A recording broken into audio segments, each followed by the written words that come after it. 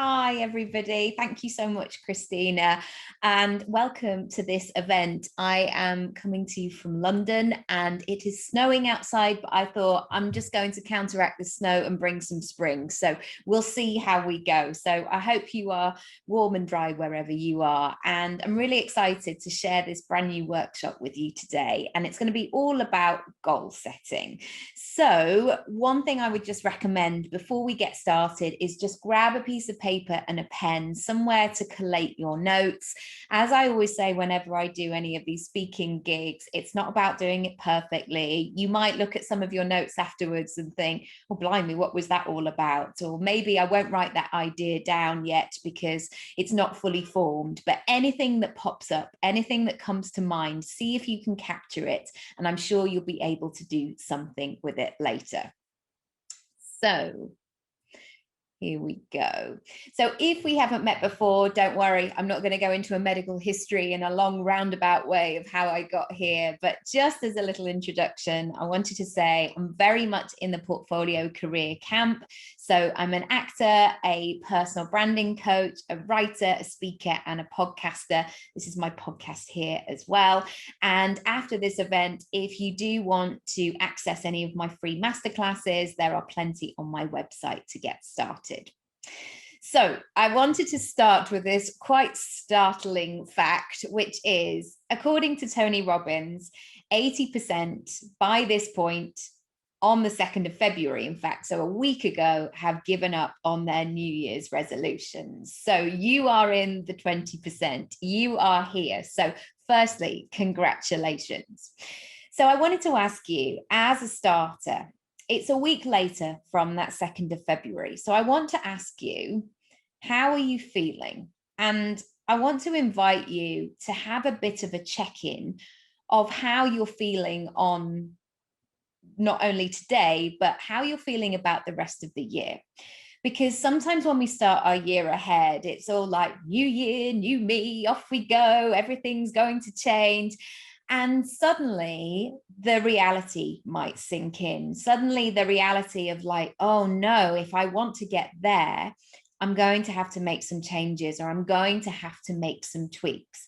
So I just wanted to take a moment and really tune in and go, right, how am I feeling? What's working? What's going well? And I must also say, I know that we're in a very funky time at the moment. So this sense of I'm going to just live my best life might not necessarily be the case or legally allowed. So what we're working with is what we're working with. So I just want you to check in and see what's going on for you. My next question is to ask you, what is this year going to be about for you? And maybe it's a word, maybe it's a phrase, maybe it's something that's been bubbling under the surface. For me, I turned 40 in November, and for me, it feels like quite a seminal moment of like, I don't know what's going to happen when I turn 40, but for me, this year is really connected to that and what this next chapter of my life looks like. So I want you to tune in with what's going on for you and what this year is about. Maybe it's considering what went on last year and what you want to take forward. Maybe there's some things that you want to release. Maybe there's some big changes that you want to make. Or maybe it's given you a newfound appreciation for what was before. But I just want you to see what comes out, words, phrases, maybe it's a vision in your mind, maybe it's a picture, and just take a few moments to write down what's going on. Now, I want to give you all of this content, so if I am going too fast for you, you will get a full recording of the slides as well. So if you're thinking, oh my goodness, I've only come up with 3 words, don't panic. You can go through this and you can access it again whenever you like. Marie Forleo says, let's get the phrase right. I'm so sorry. Marie Forleo says, simplify to amplify. And this is something I know myself I really need to connect with, because sometimes what can happen when we're in this goal setting, new me, changes type situation, it can be really tempting to go, right, I'm going to change everything. I don't know about you, but sometimes when I declutter my house, I'll start with one drawer and I'll get a couple of minutes into it and I'm like, right, oh gosh, I've got to move the kitchen cupboards. Oh no, that needs to go under the stairs. And before I know it, I look like I'm in one of those house of hoarders type situation, or we look like we've been burgled. And I can go the whole hog and trying to do everything all at once. But if you can come back to this, and when we set the goals at the end of this situation, I'm going to invite you to see where you can simplify. And the reason being is if you get really focused on a few small things, even though you might go, but it's just a few small things, it will actually have quite a profound effect on the rest of your life. So, for example, if you suddenly get a job promotion at work and you bump into somebody in the street, they may say, you look really well, you look confident, you look like things are going well at the moment. And then suddenly you might go home and your relationships are better because you're happier at work. And so it's really about focusing on those things that you can work with right now and then trusting that that ripple effect will come. So when I'm thinking about goals, I'm thinking about bringing something home. So whether it's you bring home a puppy that you've adopted and this puppy comes to live in your house, or maybe it's a plant, or maybe it's something for your garden that you really need to take care of. And this is kind of the case with goals as well. Sometimes there is this notion, or Pinterest might tell us, like, just write it down and it will be fine and it will just start to come. But what I like to do with this is really think about what are the conditions, what are the circumstances that this goal really needs to thrive.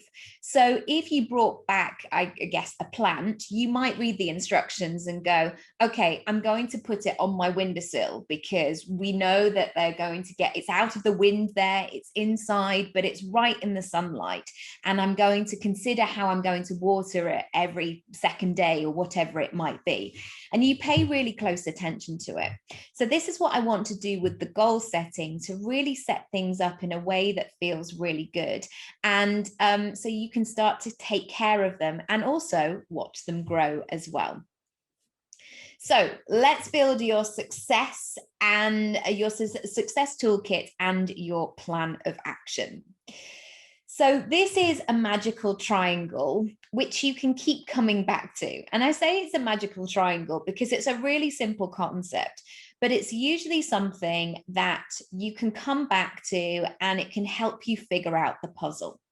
So it's important when we're thinking about goals and what we want to really notice on the first side of the triangle what your vision is. So if you imagine setting off on a long journey, for example, and you've packed the car and you're ready to go, you want whoever's driving to have a place in mind, you know, somewhere where you can put the postcode in the sat nav that you can get to. And then what you might have is the strategy, which is we're going to have enough petrol in the car. We've got plenty of time to get there. The conditions are good. We've got some really good snacks in the car. We've got some music. We're ready to go. That's the kind of strategy mindset. And then the third part is the mindset, that belief, that trust that that car will actually get you there, that you're actually going to remember how to drive and get there and be able to do it safely. And you're not suddenly going to go on the motorway and go, oh, I just remembered, I don't really like the motorway. Oh, can we just go back home? So when we're thinking about this vision and this strategy and this mindset, this triangle of them all being really balanced is going to support your goal. Because sometimes what might happen is somebody goes, I've got this vision to be really rich. And then they might have the mindset like, I believe I could be really rich. I would be a really great rich person, but they may not have that strategy of how they actually get there. So this is a really good grounding place to keep coming back to, actually, because if you find yourself maybe not taking the action that you want, or something just feels a bit out of alignment, come back to this place, because it will give you that sense of, what's going on here? Maybe my plan of action is not what it should be, or maybe I'm not quite sure where I'm trying to get to, because we've all been in those cars, right, where people are like, I think it's just round this corner, and you're like, you have no idea where you're going, do you? Or equally, it might be that mindset piece, which is making sure that your habits, your behaviors, your way of being, your mindset, your belief, your routines that you might have in your day-to-day life are all in support of your goal. So I would love you to explore the following and consider how these apply and they put in place. So when I was putting together this presentation for you, it all very much came from a place of what has stopped me and how have I moved out of that. So everything that I'm sharing, it's not to say like, you've probably done this and I'm going to tell you off for it. No, no, no. I've done all of these things as well. So I would love you just to see how these show up for you. And what, so sorry for London traffic. There's all kinds of, see, they're putting the sat nav, somebody's gone the wrong way. They need the magical triangle. Oh, now the sirens are starting. Wonderful. So I want you to explore the following and really think about how this applies in your life. And I'll explain much more what I mean. So we're going to peel back the onions and see what's going on. So one of the things that can stop us going for our goals is that fear of failure. And this happens so often with my clients, like, what if it all goes wrong? What if I try something and it all fails? Or maybe it's that hangover from school of like, what if everybody laughs at me? What if I put my hand up and if I try something and it all goes wrong? That fear of failure can really stop us in our tracks. And I do believe it's because we were programmed to try and get it right the first time. And what's the thing that happens all the time in feedback is like, what could you have done better? Where do you need to try harder? Where do you need to explore? What could you have done? So this fear of failure is completely normal. And when you're going for that goal or you are making changes in your life, I want you just to go, oh, hello, failure. Oh, hello, fears. You're here again. Those okay, those limiting beliefs. Off we go. It's just a case of noticing that they're there, because we're human beings living a human experience. So often we're going to feel all the feels. So a way to counteract this, and this may be something that you can do in terms of your goals that you set at the end of this, is setting yourself up for success. So for example, I've started running recently. And when I started, I was a really terrible runner, like a really terrible runner, Phoebe from Friends, all arms and legs, out of breath. I would pretend to look at bus timetables like, oh, I wonder what buses go from here. It was because I needed to actually catch my breath so I could breathe. But one of the things that I started to do was to set myself up for success. And so I was like, well, if I put my trainers out, and my outfit like it's a situation, it wasn't. But if I put out what I'm going to wear, then I'm more likely to go. And then I got a Fitbit, and then I got a headphones that actually didn't fall out my ears. And then I got some really good music tunes and all kinds of things. So it's about setting yourself up for success. So when we get to our goal setting at the end of this, I just want you to have this in the back of your mind, like you would when you're bringing this goal in. How can you create some lovely circumstances around it? Number two, the lack of clarity. I don't know if you've ever been in that situation. Like, remember when we used to go to pubs and restaurants and all of that sort of stuff? Oh, those were the days. And sometimes you might have a conversation with your pal or a family member, and they go, I just want to feel more like me. Or I just want to do more of what I love. Or I just want to meet some really good people. Or I just want more time for myself. And sometimes what can happen is we get stuck in this lack of clarity. And when we're in lack of clarity, it's really hard to make decisions. It's also really hard to tick off the list. So now when I go to a supermarket, I really try and have a list, because otherwise I am that woman who's been in there 45 minutes and I'm carrying around a basket and I've got some biscuits, an Easter egg and a broccoli in there, and I've no idea what I'm doing. I certainly haven't got a proper meal to cook, and I'm wandering around. So it's almost, when you're setting these goals, it's about thinking, how can you set yourself up and really be clear about what it is that you're going for? So thinking about how you could write it on a list, for example. So you might want to say, I really want to get to a point where I have a good pot of savings this year. That could be one of your goals. And in identifying what that number is, or what's going to be really helpful for you, it's going to be so much easier going forward, because you'll know how far along you are, rather than just saying, I wish I could save some money. So looking at that clarity. So a way to counteract this is actually taking the time to be focused, in terms of, say, going back to that savings goals of like, okay, what is the number? How could I do this? What's going on? Maybe there's some mindset in there, like, how do I feel about saving? How can I set up my bank account so I actually save the money I'm supposed to do? But taking that time to be focused, rather than just being in that, yes, I should do that one day. Why is my slides not? Oh, there we go. Keeping your goals in a locked drawer. So I don't know if you've done this. I certainly have, and I'm a qualified life coach. I have written goals on pieces of paper, and I've done it on the 1st of January. I'm like, great, I've written my goals down. I know what this year's all are going to be about. And then I put it in a drawer and I never look at it again. And some people might say, you know, you're just handing it over to the universe, but actually you probably need to pay attention to what those things are, because sometimes you might get 6 months in, you might get to June and go, gosh, I forgot about that. Like, I knew 2021 was going to all be about this, and I haven't given it a second thought. So really noticing how you can keep a close eye on your goals each and every day.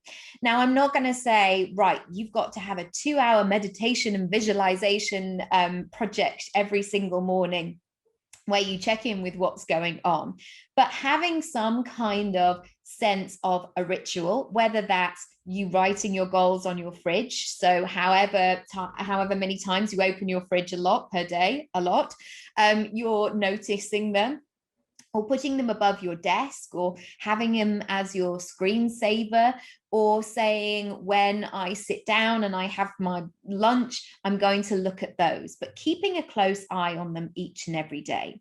Because by doing that, it's kind of like looking at the weather. You're going to start being able to prepare for them circumstances, because we've all been out and then suddenly it's rained or snowed and it's like, oh, this is a bit of a shock. This is not what I really wanted. But if you keep a close eye on it, you're going to be able to tweak your behavior accordingly. Number 4, the excuses. Oh my goodness, I've got 101 I could share with. I'm too tired, I'm too old, I'm too fat, I'm too thin, I don't have time. The kids have been up. I mean, they're just a few of the most aspirational ones I can come up with, but those excuses. And we can all have them to a greater or a lesser degree, but they really stand in the way of our goals, because what we can often forget is, when we're making goals, when we're making changes, that we're going to have to change the way that we view the world and the way that we look at things and what we now see to be possible. So I want you to pay a really strong attention to what is going on in terms of your excuses, because I'm sure there will be some along the way. And sometimes I want you to question if they actually belong to you. So the example of doing something by 40, there were certainly moments where I thought, oh, I'm too old to do that now. Oh, I could never do that. And I always like to question, is that true? Or has somebody told me that that is the case? So number 4, to counteract this sense of excuses, thinking about how you can channel your energy into betting on yourself, aka choosing again. And choosing again is a concept that the author Gabrielle Bernstein uses. And I absolutely love it, because if I'm in that excuse mindset, like I can't do it, it's too cold, I stop and pause and go, how can I choose again? And sometimes with the running situation, it might be, it's too cold, it's this, I'm tired, la, la, la, la. If I choose again, I might go, but I could walk around the block for 5 minutes. I could do that. Okay, I'm going to walk around the block for 5 minutes and yeah, we'll see how it goes. So seeing how you can flip that switch will be really powerful. Number 5, sometimes we don't have any room for change. It can be so tempting, maybe not so much at the moment, but it can be so tempting to get so busy. And I'm doing this and I'm going here and I've got to do this sort of thing. And our diaries can get so full. And we can start to put something on the wish list, or when I have enough time, or I'll do that next year, or this summer, I'm definitely doing that. I want you to really pay attention and make sure that you actually have the room in your diary to do what it is that you want to do. So this could be a case of starting the project now or making some moves towards it and saying, well, I'm probably not going to have, I mean, I used to do that with sort of decluttering. I'd be like, once I've got a fortnight to myself, I'm going to do that. I'm going to do the whole house. And actually, I've got 2 small children. And if I had a fortnight to myself, it would probably be a bit weird. So I now try and take this action of little and often, because sometimes this fantasy of I'm going to have all this time, or when I have loads of money, or things like that, thinking about how you can apply it on a day-to-day basis. Number 6, permission. Oh, this is really feeding into the mindset moment. We can all carry these limiting beliefs and this sense of, who am I to do that? Am I allowed to? Do people like me do things like this? We can carry all these limiting beliefs. And so when you notice maybe that mindset piece falling out of whack in terms of the magical triangle, really question and look at how you can say it's okay to want what you want. Now, of course, we're talking about things that are completely legal here. I must just caveat that, if you start going, I really want to start robbing people's houses, like, no, we're not talking about that. We're not giving ourselves permission for that. But it's those things that maybe you've put away in a box, you've put in a circumstance like, oh, maybe I've missed the boat on that. And I just want to say it's okay to what you want. Number 7, it's easier to say stay the same. And it's so funny when I see growth being talked about on the internet, where people talk in this, like, I feel so empowered. We see it on adverts, don't we? Like, now I've used this shampoo, I feel like the most invigorated version of myself. And actually, when people are going through the process of growth, or they're in that moment, like, nobody looks nice. Well, very few people look nice running a marathon. Usually that growth moment, and I know myself when I've made big changes in my life, I'm not looking all shiny and Beyonce coming up through the stage covered in gold. I am clinging on for dear life, like I'm riding a terrible ride at Alton Towers. And those pictures that you see at the end and you're like, wow, that girl looks like something bad has happened. Oh, she's sweating, she's got her tongue out, she's got wet all in her hair. That's how it feels. So if you're noticing as you're making moves in these goals, like if anything of this feels hard, of course it does, because it is easier to stay the same. So a way to combat this is to really figure out your why, and to know your why, and to be able to say it like you could order your favorite sandwich, or what your favorite color is, or where you were born, to be able to say it so snappily. Because sometimes what can happen when you're goal setting is that you can set these lofty things of, I just want to have more time, or I just want to feel more like me. But really exploring this why of why you're doing it, it's going to give you so much clarity. And also it's going to be something lovely to lean on those days where you go, I don't want to do it. It's so much easier to stay the same. And number 8, sometimes the goal is too big. I get really adventurous sometimes when I write goals. I'm like, okay, this is the year when I'm going to buy a castle and I'm going to be in the best shape of my life and I'm going to travel to 20 different countries and I'm going to study for a master's and I'm going to open a school. And like, wow, sometimes I can go to that place very easily. And then I just look at my piece of paper and I go, well, that all feels very exhausting. I don't really know where to start or what to do with it. So again, a way that you can really work through this is to chunk it down into bite-sized chunks. And sometimes it's those moments of writing that to-do list. And sometimes I write to-do lists and I just add on a few easy things. So I'll put like, make breakfast, have a shower. Great, tick, tick, easy. Oh, look, I've ticked off 2 things already. But what we're trying to do with everything in terms of setting goals is to build that momentum, is how can you start the process? How can you get it going right now? Rather than waiting for this like day in the distance, how can you chunk it down into bite-sized chunks? Because I tell you what, once you've started, it's so much easier to continue. So I'm going to share with you now the SMART method, and I would love you to think about what your goals are. And it's totally up to you how many goals you want to set for the year ahead. I'm going to throw in the mix, maybe thinking about 3, for example, but you can choose exactly what you have capacity for. Maybe you just want to choose 1 and just go, right, this is the only thing that I'm doing this year, but I'm really going to do it brilliantly. So it's entirely up to you how you want to do this. So SMART is a really good framework to come back to whenever you might get a bit stuck, or we have this sense of like, is this the goal? Does this make sense? How can I make progress? So the S of the SMART is specific.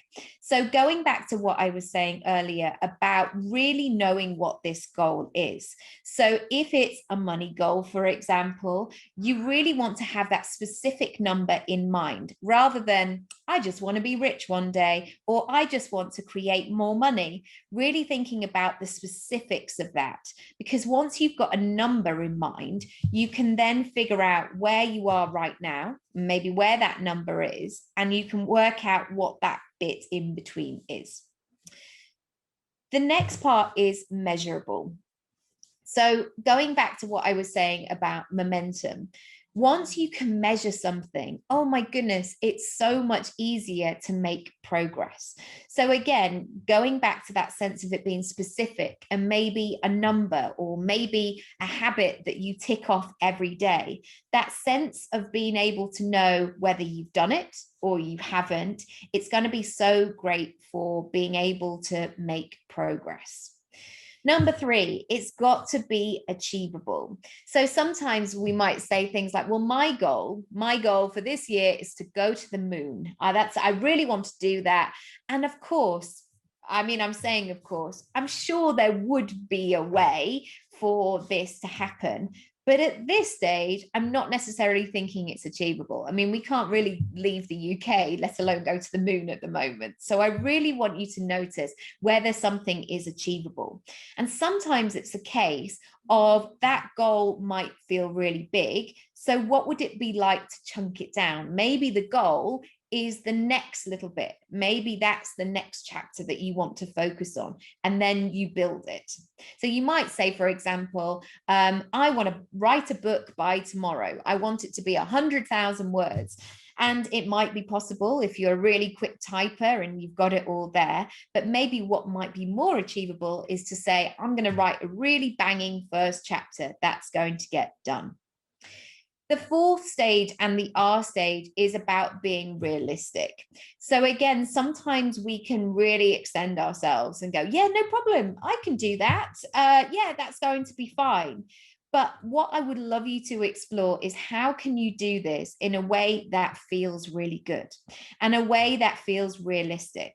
And these days, I definitely am much more realistic in terms of my time frame. I used to be like, yeah, no worries, I'll get that to you for tomorrow. That's fine. I'll stay up all night and I'll do that.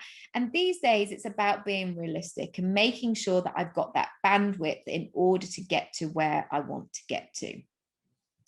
And finally, on this, it's about being time bound, as in, when do you want to achieve this by? So you might say, by the end of 6 months, I want to be in a particular position in my life or my business, whatever it might be.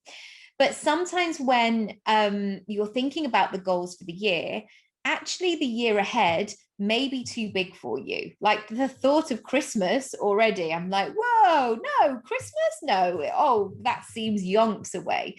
So maybe you want to do what works for me, I guess, is like I think about things in terms of quarters, because I can visualize that 3 months ahead, and it's really helping me to keep on track. Because guaranteed, for a long time, if I would set a goal for a year, I'd get cracking in November, and then I'd panic and go, oh my goodness, I've got to do this thing now. Off we go. People do that, you know, in terms of money goals and things like that. Right, I've got to start selling something. It's November and I'm not quite where I want to be. So really be specific about that time bound situation. And remember, it's about making it work for you. So if you like to do things on a weekly or a monthly basis, then absolutely do that. Thanks, everyone. See ya. Bye.